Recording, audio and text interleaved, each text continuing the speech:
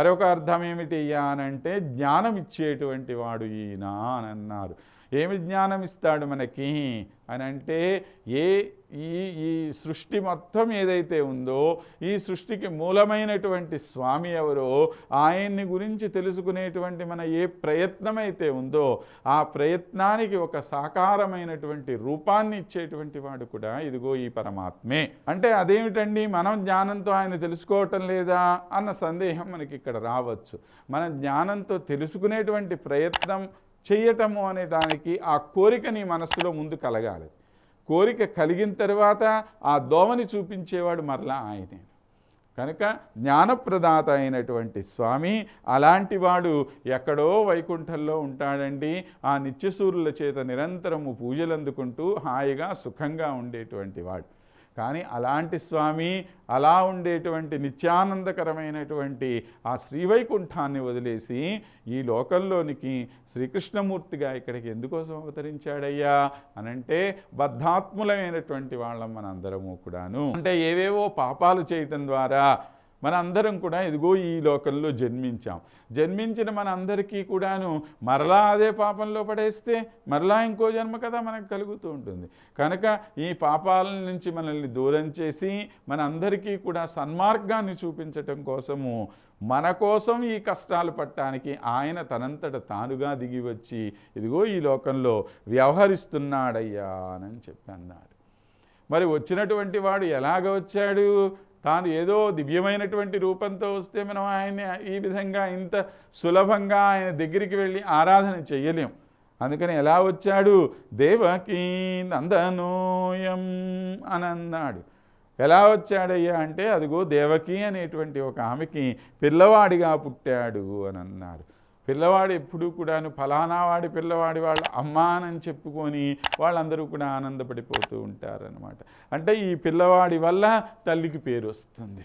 కౌసల్యానందవర్ధన అని చెప్పి శ్రీరామచంద్రుడికి పేరు. వాల్మీకి ఎన్నో సందర్భాల్లో ఇదే మాటని మాడతాడు ఆయన గురించి. అంటే తన తల్లి అయినటువంటి కౌసల్యకి నిరంతరం ఆనందం కలగచేసేటువంటి వాడెవరు? పిల్లవాడు. ఎప్పుడు కూడా తల్లి ఎవరిని చూసి ఆనందపడుతుంటుంది. మిగతా వాళ్ళందరినీ చూస్తే ఆమెకు పెద్ద ఆనందం లేదు. ఆఖరికి తన భర్తను చూసినా కూడా అంత ఆనందపడదేమో. ఎంత ఆనందం ఈ పిల్లవాడిని చూస్తే కలుగుతుందో అంత ఆనందం మరి ఇతరులను చూసినా ఎప్పుడు తల్లికి కలగదు. కనుక అలాంటి దేవకీదేవి యొక్క పిల్లవాడైనటువంటి వాడు అని అంది. మన గోదమ్మ కూడాను స్వామిని గురించి చెప్తూ అంటుంది, తాయైక్కుడల్ విళక్కుం సైద దామోదరనై అని చెప్పి ప్రార్థన చేస్తుంది స్వామిని గురించి. అంటే తాను ఏ తల్లికైతే జన్మించాడో ఆ జన్మించిన యొక్క తల్లి యొక్క గర్భానికి ఒక గొప్ప వికాసం తీసుకొచ్చినటువంటి వాడు. ఇవాళ దేవకీదేవిని మన అందరం కూడాను స్మరించుకుంటున్నామనంటే దేనికోసం అండి? దేవకీదేవి ఏ ఘనకార్యాలు చేసిందని చెప్పి మనం ఆమెను స్మరించుకుంటున్నాము అనంటే ఆమె చేసినటువంటి మహోపకారం ఏమిటయ్యా అంటే శ్రీకృష్ణుడికి జన్మనివ్వటమే. కనుక అలాంటి తల్లి యొక్క పేరుని కనుక మనం స్మరించుకుంటే ఆ తల్లి పేరు చెప్తే పిల్లవాడికి ఆనందం. ఏమయ్యా నువ్వు దేవకమ్మ కొడుకువా అనంటే మరింత ఆనందపడతాడట మన కృష్ణయ్య. కనుక దేవకీనందనోయం అని చెప్పి ఇక్కడ చెప్పాడు. మరి ఎక్కడా ఆ వైకుంఠంలో ఉండేటువంటి భగవంతుడు ఎక్కడా? ఇక్కడ ఉండేటువంటి ఈ గోపపిల్లలతో తిరగటం ఎక్కడా? ఎంత అదృష్టమో కదా వీళ్ళందరికీ కూడా. బ్రజయోషి దపాంగ వేదనీయం మధురాభాగ్యం అనన్య భోగ్యమీడే వసుదేవ వధూస్తనంధయం తత్కిమపి బ్రహ్మ కిశోరభావగమ్యం అని చెప్పి వేదాంత దేశికుల వారు తన గోపాల వింశతిలో ఒక చక్కని శ్లోకం ద్వారా మనకి అనుగ్రహిస్తూ ఉన్నారు.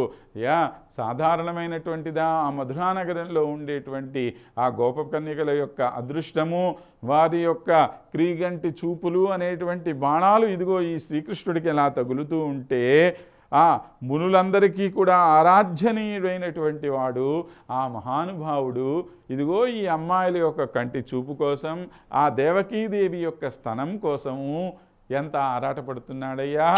ఎలాంటి వాడు ఈ శ్రీకృష్ణుడు? సాధారణమైనటువంటి వాళ్ళ? ఎంతో జ్ఞానులైనటువంటి మహనీయులైనటువంటి మునులు వందల వేల సంవత్సరాల పాటు తపస్సు చేసినా ఏ మహానుభావుడినైతే పొందలేరో అలాంటి మహానుభావుడు వచ్చేసి ఇక్కడ వీళ్ళందరి కోసం, వీళ్ళ కంటి చూపు కోసం, ఆ తల్లి ఇచ్చేటువంటి ఆ కాసిన పాల కోసము ఎంత ఆతృత పడిపోతున్నాడో చూడవయ్యా.